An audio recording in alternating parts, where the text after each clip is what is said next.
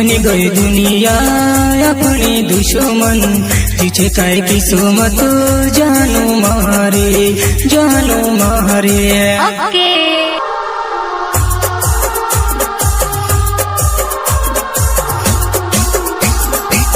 मार बुरे सो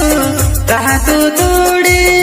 खेलो जानू में से कहा तो छोड़े। बनी गई दुनिया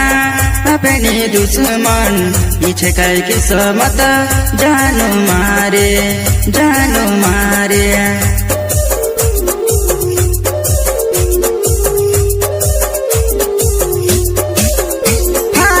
यावेती जायते जानो खबर लेती जा,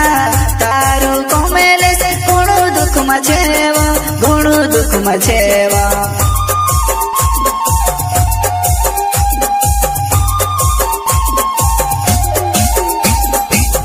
यावेती जाते जानो खबर लेती जा, तारो कमेले घणो दुख में छेवा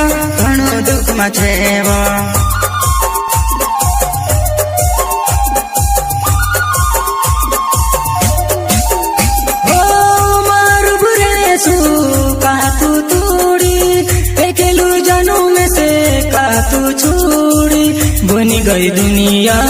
अपनी दुश्मन, पीछे काय किस्मत जानू मारे